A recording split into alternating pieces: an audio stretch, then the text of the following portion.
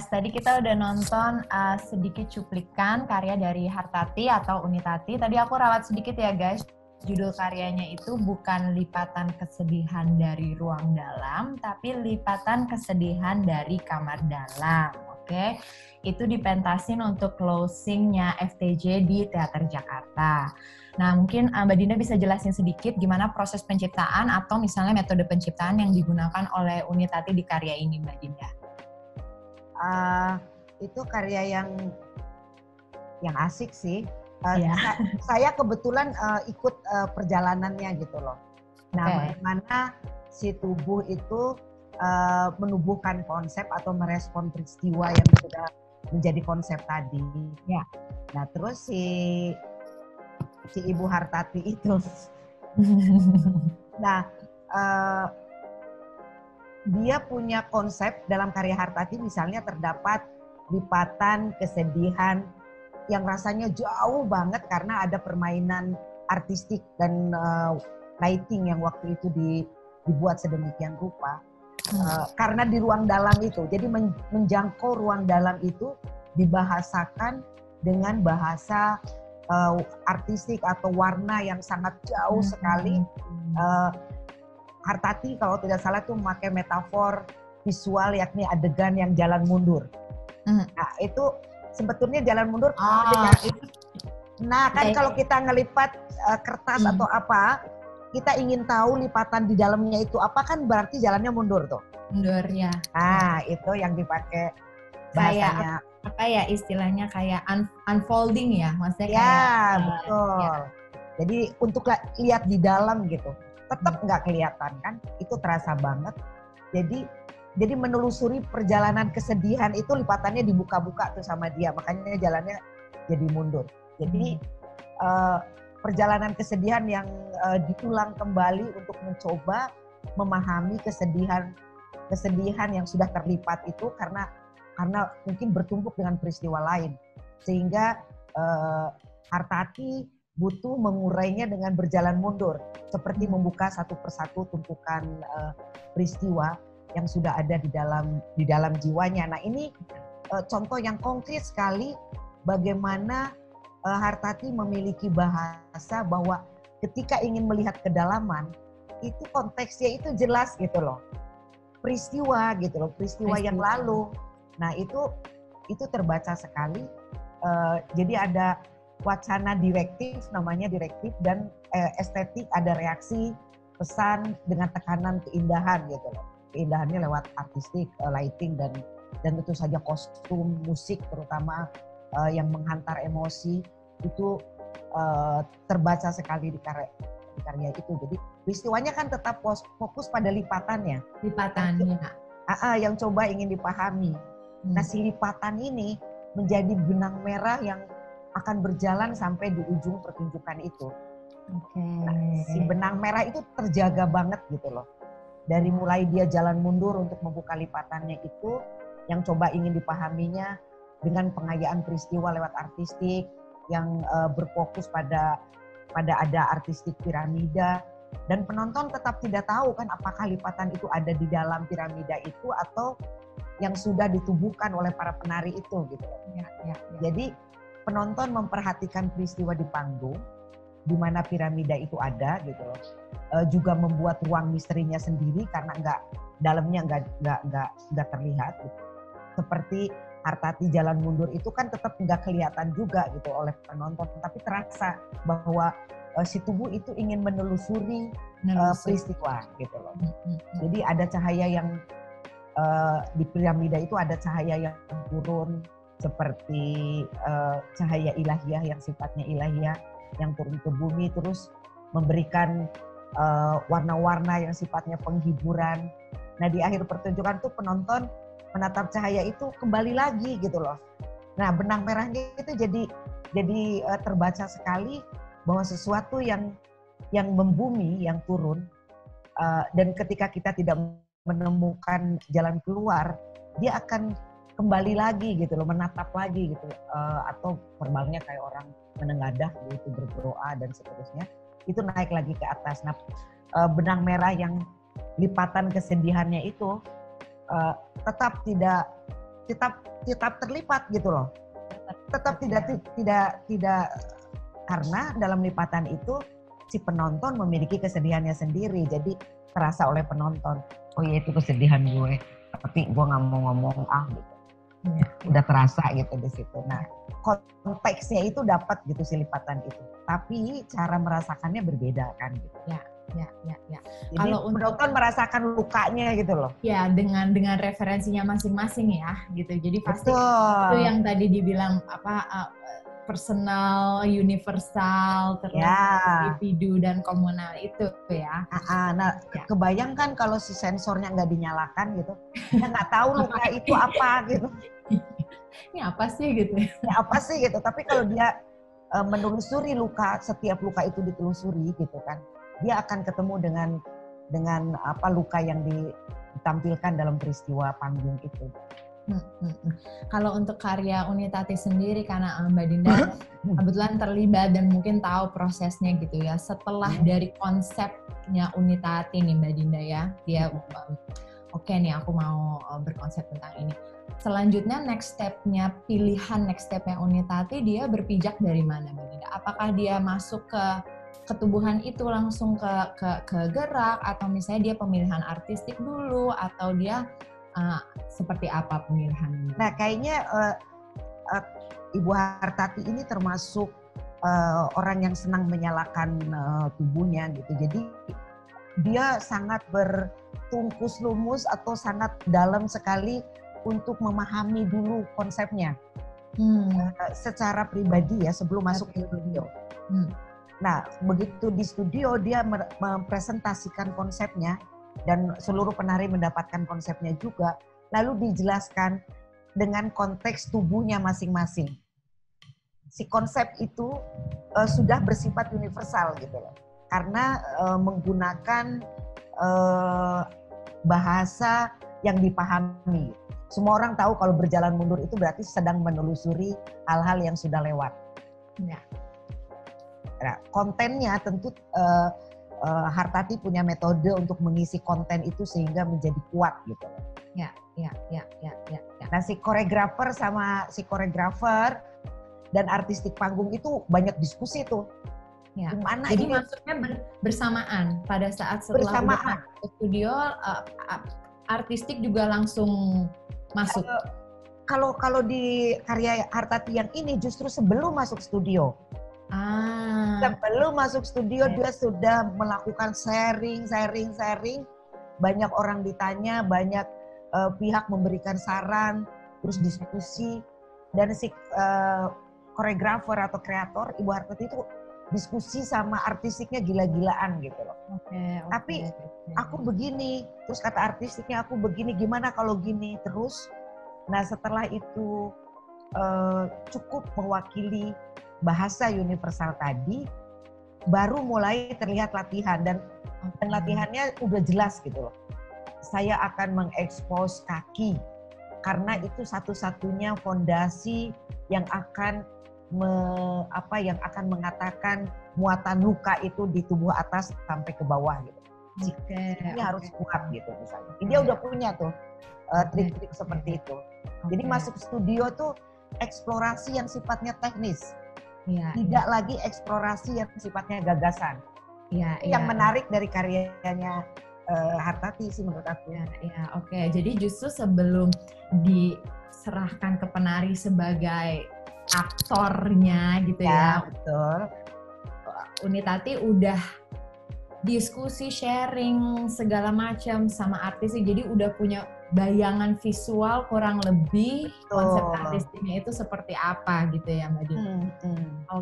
And then masuk ke ruang latihan, baru itu di-unfold sama penari-penarinya sesuai dengan si konsep artis.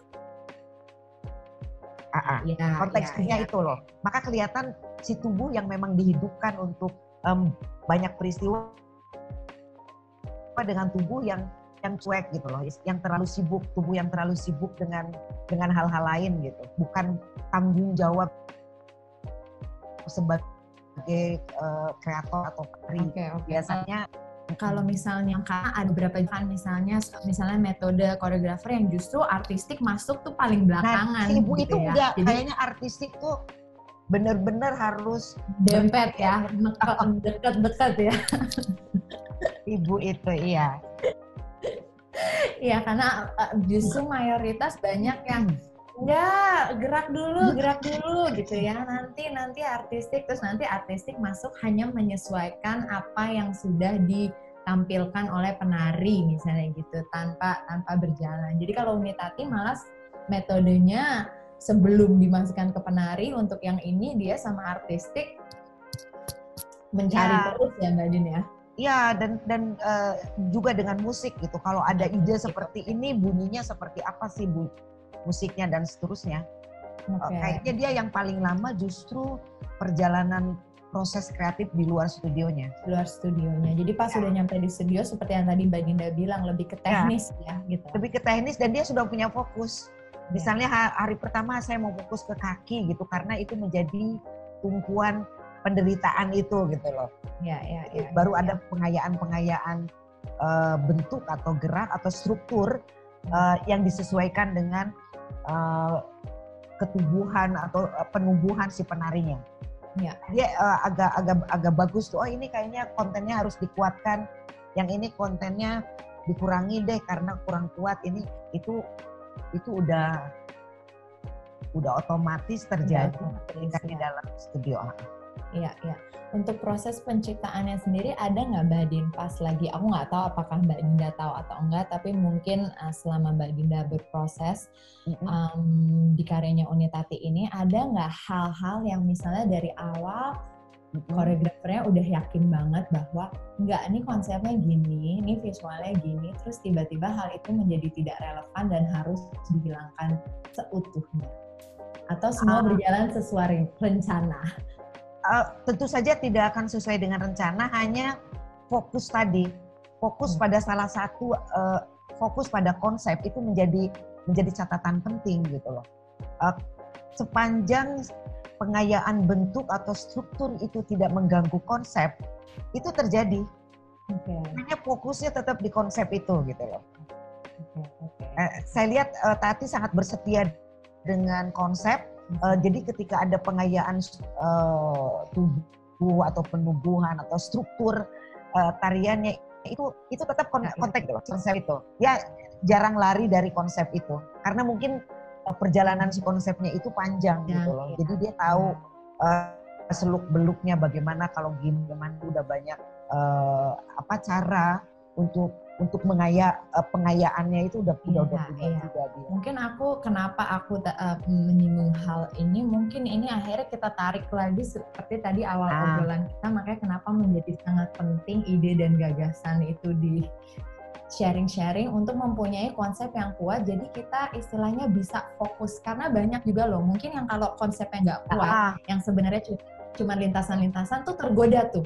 Lagi proses itu pasti tergoda. Pada saat kita lagi proses penciptaan, godaannya satu, kalau nggak apa gue ganti konsep ya gitu.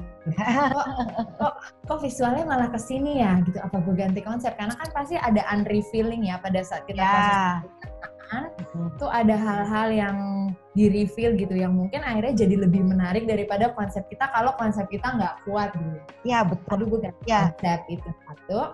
Atau yang kedua adalah jadi nggak nyambung gitu loh, apa yang kita berusaha setia sama konsep, tapi apa yang ter-unreveal dengan bentuk-bentuknya itu akhirnya nggak connect karena ya konsepnya itu nggak kuat gitu. Jadi aku rasa penting banget itu balik ke omongan awal kita tadi. Jadi first and foremost konsep. Nah, saya sering sekali punya pengalaman menonton misalnya ketika di katalog itu tertulis bla bla bla bla bla, itu konsep di awal sepertinya yang bagus sekali, tapi pemanggungannya atau koreografinya tidak mengatakan itu. Saya pikir berarti konsepnya tidak dipahami secara baik, secara tepat, atau konsepnya tidak kuat gitu loh. Sehingga banyak tawaran bentuk atau tertarik dengan pandangan mata, referensi dari banyak tontonan gitu, Akhirnya dimasuk-masukin aja gitu loh. Kayak ini terasa banget itu tempelan gitu loh. Karena kalau konsepnya yang kuat, saya pikir ditempel apapun pasti punya motivasi, punya argumentasi.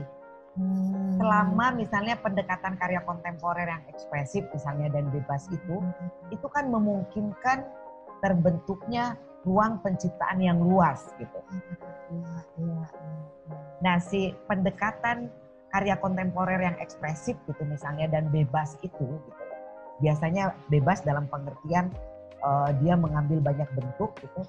Itu sangat memungkinkan terbentuknya ruang penciptaan yang luas, maksudnya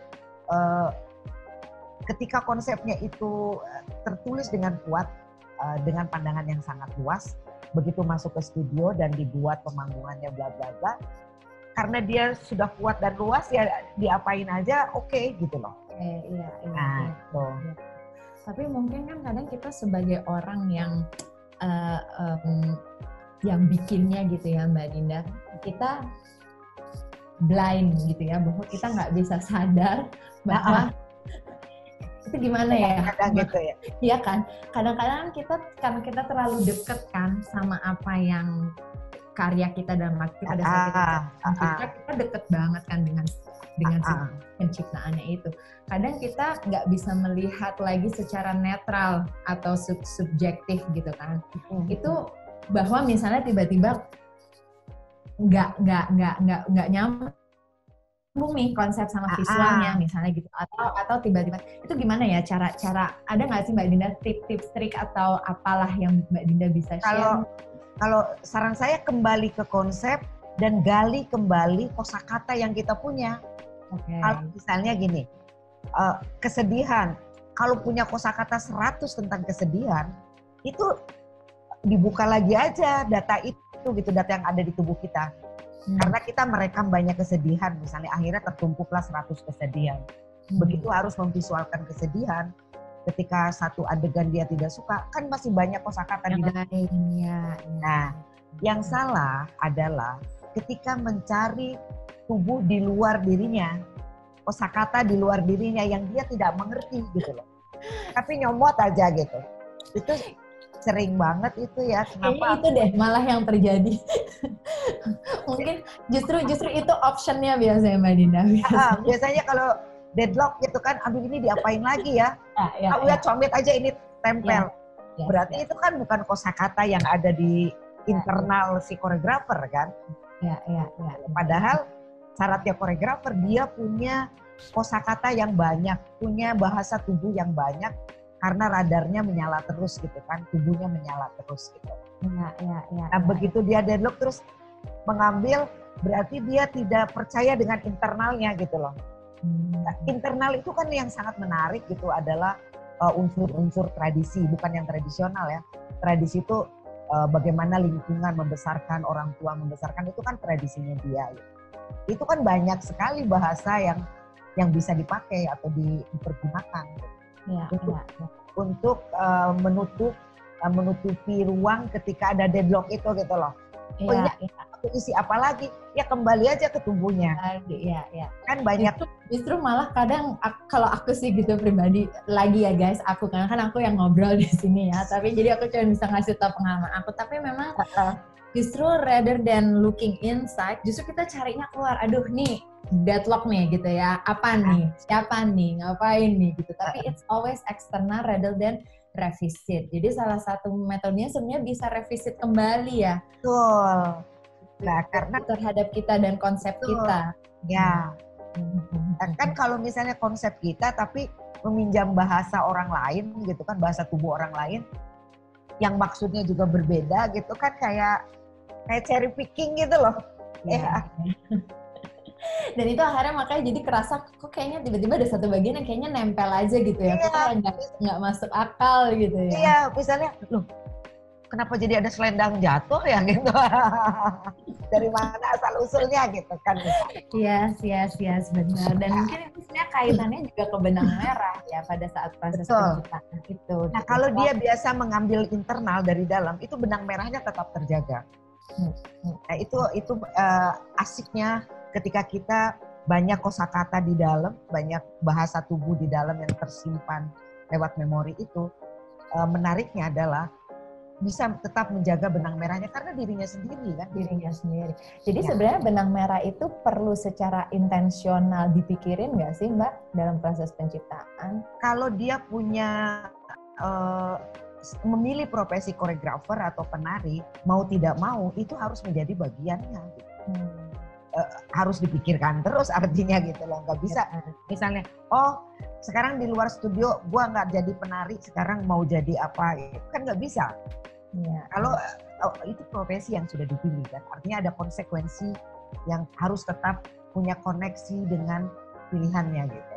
Nah, gitu. Karena memang kan kadang-kadang pada saat kita lagi berkreasi kita nggak terlalu mikirin gitu ya, ini nanti endingnya kemana gitu, ini nanti benang merahnya kelihatan atau enggak gitu, ini nanti gitu kan kayaknya jalan aja deh gitu ya gitu. Tapi alangkah baiknya memang dipikirkan gitu ya, bahwa memang secara intensitas kita berpikir bahwa kita mau menuju ke arah sana gitu. Ya betul, makanya kenapa tradisi harus dipelihara, itu bukan yang tradisional. Tradisi kita harus dipelihara dan diingat dalam memori dan tercatat oleh tubuh itu. Kepentingannya itu adalah untuk tools atau daya kita ketika kita mencipta gitu loh. Kita banyak di dalam. Itu tuh harus benar-benar dipahami sebagai sesuatu hasanah penciptaan gitu. Tubuh kita dengan tradisi kita itu adalah hasanah penciptaan kita. Lucu banget gitu loh kalau kita mengambil materi-materi yang sifatnya benda-benda gitu terus menjadi ide penciptaan gitu, tapi sebetulnya tidak ada di tubuh kita gitu. Tradisi tubuh kita tuh nggak punya itu saya pasti ada jarak. Saya sering sekali sekarang melihat karya-karya seperti itu gitu. Tapi mungkin di saat sekarang gitu loh, saat pandemi banyak tawaran yang proses penciptaan yang dalam platform daring gitu loh, artinya bentuknya menjadi dance film gitu loh. Itu juga punya tubuh yang lain yang akan terasa bahwa dia sedang menumbuhkan tradisinya gitu. Tradisi bukan dalam pengertian tradisi tubuhnya. Artinya tubuh, bukan tari tradisi ya Mbak ya. Bukan tari tradisi. Iya. Jadi tubuh yang mencatat seluruh peristiwa kampung halaman gitu. Itu kita akan lihat misalnya di salah satu karya yang saya tertarik dengan bahasa yang dipakai Irfan dalam dance filmnya itu gitu. Oke. Koreografer Irfan ya Mbak ya? Ya, oke. Jadi kita akan coba tonton ya guys. Habis ini kita lihat dulu biar kita bisa habis itu ngobrol lagi sama Mbak Dinda. So check it out, karya dari Irfan Setiawan.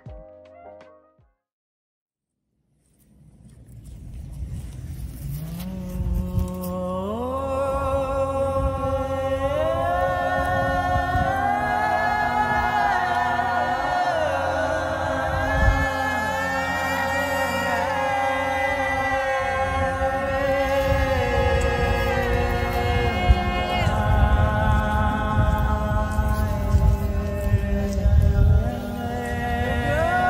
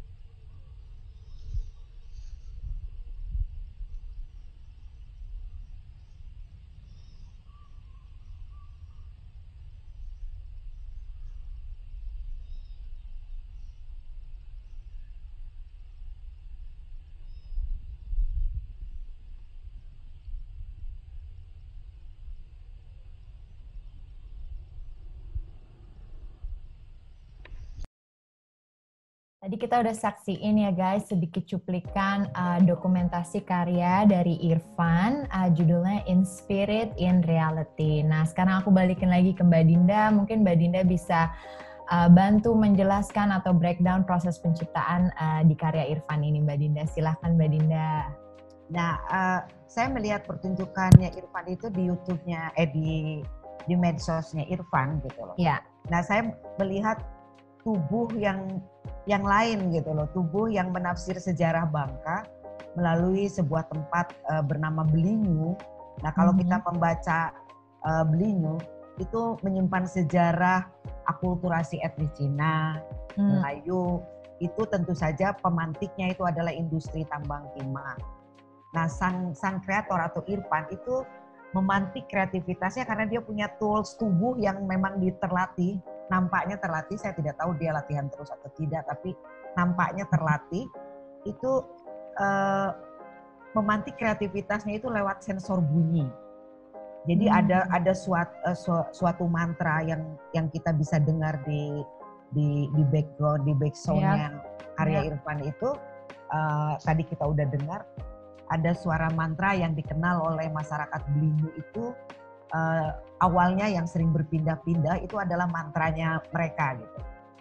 Bagaimana merasa kehilangan tempat dan sekaligus mencari tempat baru, lalu kehilangan lagi, lalu mencari lagi. Jadi peristiwa ini ditubuhkan dengan misalnya berlari seperti zaman yang terus berjalan. Sementara dia meninggalkan masyarakat lokal. Tapi meninggalkan masyarakat lokalnya itu dengan tegangan bahwa dia sadar betul ada yang tertinggal. Jadi ada yang tertinggal dan ada yang meninggalkan. Karya dance film Irfan yang berjudul In Spirit in Reality itu penubuhan yang dipantik oleh sensor bunyi tradisi lewat mantra Belinyu itu yang berhasil ditubuhkan Irfan. Saya tidak tahu apakah Irfan punya kesadaran tentang sensor itu, tapi dengan pengalaman tubuh yang lahir dan besar di Belinyu itu kan seperti saya bilang tadi, dia terekam dan menjadi memorinya Irfan kan, atau menjadi toolsnya gitu ketika dia membutuhkan pemantik kreatif untuk tubuhnya. Jadi bunyi yang absurd ya rasanya antara sisa peradaban manusia di Belinyu saat ini dan bagaimana melihat Belinyu saat ini. Dan saya terbayang gitu pasti banyak lubang-lubang galian bekas timah, terus akulturasi yang sangat kuat karena terlihat dari arsitektur yang sekilas terlihat juga di gambarannya itu. Jadi ada dimensi lain dalam proses penciptaan. Tentu saja ini menjadi ruang yang sangat luas karena di masa pandemi ini dance film menjadi salah satu pilihan yang menurut saya mestinya sangat menarik gitu untuk dieksplor selain masalah teknik dan seterusnya. Nah, yang menarik di karya saat ini itu bagaimana kolaborasi itu menjadi niscaya. Interdisiplin menjadi niscaya. Koreografer, penari tidak bisa bekerja sendiri lagi. Dia butuh kolaborasi dengan ahli atau teknisi digital, kameramen, editor, dan banyak hal gitu loh. Tentu uang dan lain sebagainya. Tentu arsitek ada di dalamnya dan lain sebagainya. Nah, kesempatan untuk melakukan proses penciptaan yang lain gitu interdisiplin itu juga menarik gitu saat ini dilakukan dengan keterbatasan ruang, waktu. Misalnya dikerjakan oleh 4 atau 5 orang dengan berbagai disiplin yang berbeda gitu. Satu jago teknologi, satu bikin koreografi, satu ini. Itu kan proses penciptaannya menjadi berbeda. Jadi berbeda, iya benar. Dengan yang sudah sering kita lakukan biasa di panggung ya. Jadi ada yang harus ditarik, misalnya Irfan inginnya melakukan lompatan ke sini, tapi teknologi tidak mampu merekam itu misalnya. Atau ketika teknologi inginnya ada kecanggihan teknologi ditunjukkan, misalnya dengan virtual atau IR dan lain sebagainya. Sementara tubuhnya tidak siap untuk merespon itu misalnya. Itu juga tantangan yang lain gitu. Benar. Dia merasa tubuhnya seperti tubuh di panggung misalnya. Iya. Padahal itu kamera gitu kan. Iya, betul. Ada kolaborator yang namanya kamera gitu. Ada kolaborator yang namanya editing gitu. Tapi tentunya yang dipergunakan adalah tubuh panggung yang biasa konvensional gitu. Itu sering gitu. Jadi saya lihat ini dance film tapi kenapa tubuhnya kayak di panggung ya? Tidak ada. Jadi itu juga tantangan yang menarik gitu untuk teman-teman, terutama semua kita mengalami pandemi. Teman-teman bisa mulai berkolaborasi dengan interdisiplin untuk membicarakan bertanya kan bisa gitu ke seorang kameramen atau sinematografi yang bagus gitu. Apakah kalau tubuh saya begini, efek kameranya seperti apa? Itu kan terjadi dialog. Nah, proses penciptaannya menjadi berbeda kan? Nah, kayak gitu. Dari ide yang sifatnya individual tadi, terus bergulir menjadi gagasan. Gagasannya menjadi harus tenggang rasa dengan kolaborator yang bersifat teknis gitu loh. Karena sebenarnya di panggung pun sebelum kita masuk ke era digital ini kita juga sebenarnya sudah berkolaborasi kan ya Mbak dengan interdisiplin lain, dengan musik, komposer, dengan penari pun sebenarnya itu kolaborasi kan ya, sifatnya dua arah, dengan artistik, dengan kostum gitu. Tapi mungkin kalau di panggung itu tetap proporsinya yang paling besar adalah tarinya gitu ya, let's say gitu ya. Tapi kalau di digital ini kita ngomongin dance film, proses penciptaannya ya sudah bukan yang kita lihat di panggung lagi, tapi justru dari mata lensa kan sebenarnya kan.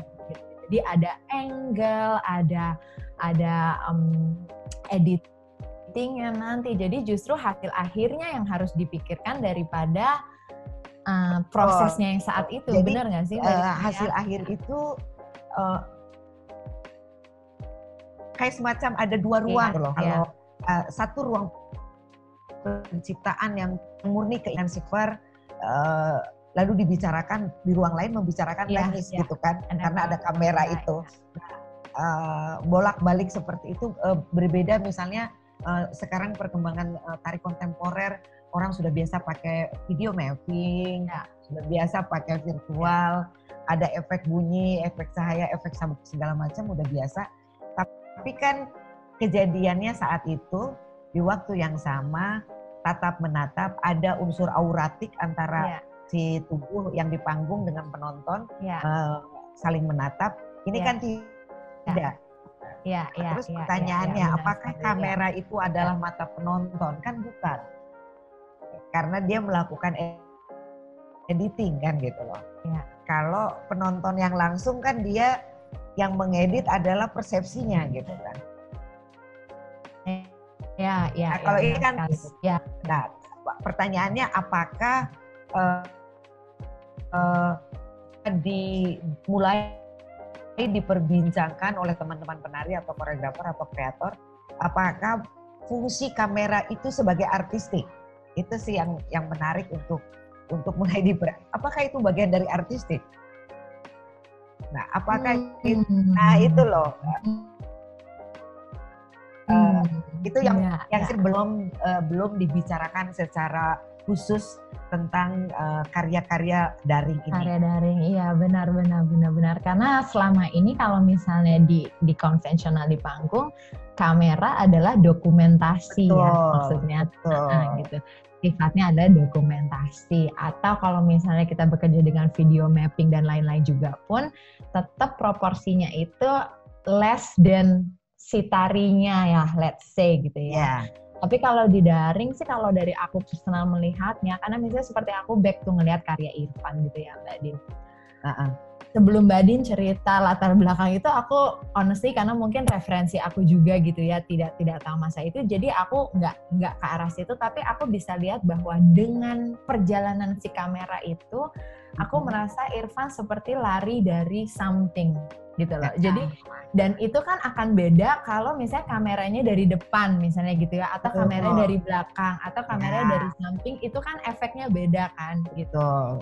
Jadi hal-hal itunya sih yang menurut aku memang ya ini kolaborasi dalam arti akhirnya molding gitu menjadi satu ya gitu. Jadi memang banyak apa sih intertwine terus gimana nih efek apa yang mau disampaikan sama koreografer saat ini. Aku mau kesannya I'm running away from something. Oke, berarti kalau gitu kameranya kita ambil dari belakang aja, Van, ngikutin pada saat kamu lari, sedekat apa, sejauh apa. Itu kan teknis sebenarnya ya gitu. Tapi teknis yang punya nilai estetik pada akhirnya gitu, karena itu yang akan diterima oleh penonton. Ya, jadi emang pertanyaan Mbak Dinda itu perlu dipikirkan jawabannya apa, teman-teman. Write down in your comment, oke? Write down below, oke? Terutama benar banget untuk pertunjukan-pertunjukan daring yang aku rasa ini karena pandemi ini terbuka jalan lain untuk pertunjukan, dan ini akan terus sih menurut aku, ini non-stop ya gitu, nggak akan tiba-tiba stop gitu. Jadi pertanyaan Mbak Dinda itu aku rasa penting banget, apakah kamera itu menjadi bagian dari artistik atau enggak. Nah kan kalau yang tari biasa misalnya proses untuk membuat karya artistik dalam pemanggungan tari, ya sependek yang saya tahu misalnya terdiri atas kerjasama antara kreator, koreografer, penata artistik dari disiplin lain, itu kan biasa. Misalnya seni rupa, atau dalam institusi pendidikan itu kita kenal sebagai jurusan seni rupa panggung misalnya. Nah, perkembangan penciptaan karya dan kebutuhan artistik panggung nyatanya berkembang pesat kan. Keterlibatan teknologi misalnya cukup meramaikan panggung seni pertunjukan saat ini. Apalagi ada dance film, video mapping udah biasa dipakai. Nah, terlebih di masa pandemi ini, jadi silakan teman-teman koreografer, penari menjawab gitu loh, apakah artistik panggung yang biasanya menjadi perbincangan yang menarik antara si kreator dengan tim artistik atau yang biasa menggarap artistik sekarang digantikan dengan teknologi gitu. Kalau teknologi kan ada teknisi gitu, dan itu ada rumusnya gitu kan. Yang teknis banget gitu. Sementara teknis banget ya, benar. Teknis banget. Sementara kalau artistik panggung yang biasa anak-anak seni rupa atau seni rupa panggung itu pergunakan, itu kan sangat estetik banget gitu kan. Sangat jiwa banget gitu. Benar. Jadi benar-benar manusiawi, lentur bersama si koreografer di dalam pertunjukan itu. Sekarang kan ada ilmunya tuh. Ada 1 tambah 1 sama dengan 2 gitu. Sementara biasanya koreografer dengan artistik kan 1 tambah 1 sama dengan 10 bisa, sama dengan 7 bisa gitu. Nah, ada unsur-unsur yang manusiawi saya pikir kalau yang biasanya. Sekarang kan itu sudah digantikan oleh rumus gitu. Ya benar sekali. So, I think it's a good question guys. Jadi mungkin kita udah mulai bisa mikirin kolaborasi interdisiplin ya, terutama di pertunjukan daring. Kemudian ya teknologi gitu, teknologi sama tari gitu hubungannya.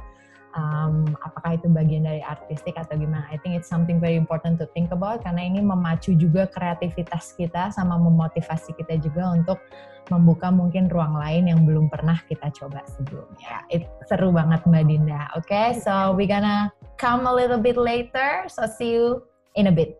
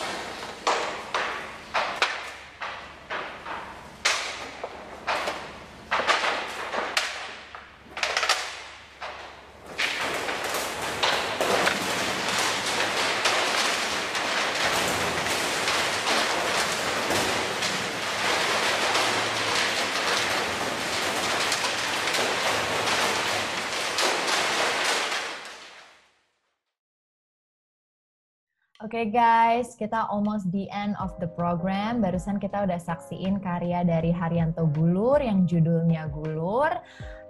Mungkin sebelum kita udahan, aku persilakan Mbak Dinda mungkin mau jelasin sedikit tentang proses penciptaannya Mas Haryanto. Dan mungkin ada pesan, kalimat, tips, trik, anything that you wanna say buat teman-teman tari di Indonesia. Silahkan Mbak Dinda. Nah,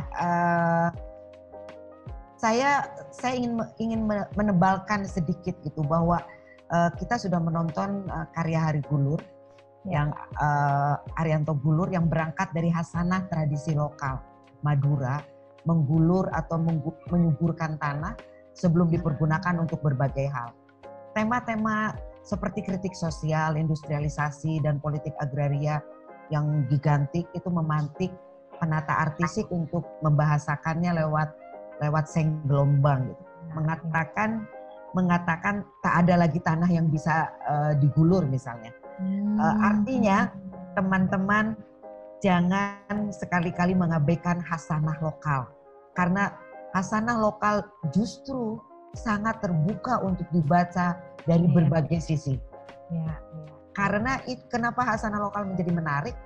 Karena itu tubuh kita sendiri, hidup kita sendiri. Tidak meminjam. Tentu saja yang wacana benda-benda itu kita butuh meminjam. Dan meminjam itu tidak ada salahnya. Maka material yang tadinya tanah, kita bayangkan tanah, tiba-tiba dibaca oleh artistik panggung, misalnya seorang kreator juga yang membaca suasana di Madura, bahwa betapa lahan atau garapan tanah untuk membuat sesuatu sudah semakin sempit, maka material seng gelombang itu juga dipergunakan oleh mereka, kebanyakan masyarakat di sana, untuk menutup gedung, menjadi atap. Itu menjadi bahasa penyampaian yang kontemporer dan sifatnya universal. Semua orang tahu seng gelombang. Artinya, bagaimana hasanah lokal dibaca oleh sebuah konsep yang memang kuat untuk membuka ruang penciptaan yang sifatnya kontemporer. Kadang-kadang saya suka agak sedikit agak riku dan agak malu juga kalau ada orang, dia tradisional banget ya, tradisi banget. Kenapa gitu loh? Kenapa gitu kan? Itu memang tubuhmu gitu loh. Ya. Maksudnya Mbak Dinda tuh teman-teman jangan takut kalau kayak ketinggalan zaman, kayak kuno gitu loh ya Mbak Dinda. Enggak, sama sekali enggak. Karena kita punya banyak pembacaan. Sebanyak ilmu pengetahuan yang ada saat ini. Itu pembacaan untuk membaca kembali hasanah lokal yang kita punya. Jadi bayangkan suara seng gelombang sepenuh gedung itu, begitu penonton masuk, itu udah melahirkan bunyi. Dan bunyi itu dekat sekali dengan kita kan. Tapi kita selalu mengabaikan karena menganggap itu adalah hal biasa. Itu tradisi biasa aja lah gitu, bahwa seng itu diinjek seperti itu. Tapi dalam sebuah gedung pertunjukan gitu. Jadi saya ingin membuka ruang untuk teman-teman untuk jangan sebaiknya mulailah dari hal yang paling dekat dari tradisi kita sendiri untuk dibaca atau cara membacanya dengan berbagai ilmu pengetahuan yang berkembang saat ini. Pasti ketemu gitu loh. Wah, itu pesan yang menyinggung. Tanda merah. Itu pesan yang menyenggol, tidak menyinggung Mbak Dinda, menyenggol. Tapi aku pikir itu kita perlu disenggol, aku pikir. Karena kan banyak teman-teman yang berkarya gitu, dia senang dengan meminjam wacana yang dibangun oleh peradaban di luar sana yang jauh, bahkan terjangkau aja tidak gitu kan. Dan dia meminjam gitu misalnya isu-isu yang berkembang dan kemungkinan akan diafirmasi oleh festival besar gitu, terus rame-rame ke sana. Dan saya agak sedih gitu karena kenapa membicarakan menggulur tanah yang tidak ada dalam tradisi apapun selain Madura misalnya, membicarakan itu di festival internasional, emang kenapa? Kan kita punya pembacaan baru yang sama juga dengan mereka. Ilmu pengetahuannya sama gitu. Mau pakai ilmu apa aja, filsafat, ilmu humaniora, ilmu geometri, apapun, geometri, matematika, silakan gitu kan. Jadi mas saya hasanah penciptaan itu begitu luas, hasanah lokal, kearifan lokal, kelisanan dan wacana yang hangat sampai panas juga melimpah. Metode penciptaan pun beragam. Juga pendekatan lewat pengetahuan serta praktik kolaborasi juga sudah tersedia. Hal yang baik tentu saja mengerahkan daya pikir sebagai mental karya dan roh manusia yang menghidupkan dari dalam atau jiwa karya itu menjadi sangat penting untuk basis penciptaan. Itu basis penciptaan banget gitu. Selain cara berpikir, tapi kita kembali lagi membuka-buka memori yang sudah ada dan dibahasakan dengan cara masa kini, itu hal yang menarik saya kira gitu loh. Yes. Jadi yang tadi Mbak Dinda share itu adalah mungkin beberapa contoh dari metode proses penciptaan yang bisa, yang ada, yang mungkin bisa dilakukan gitu. Tapi ada juga banyak sekali metode-metode proses penciptaan yang lain yang mungkin teman-teman juga familiar, yang udah teman-teman lakuin selama ini gitu ya.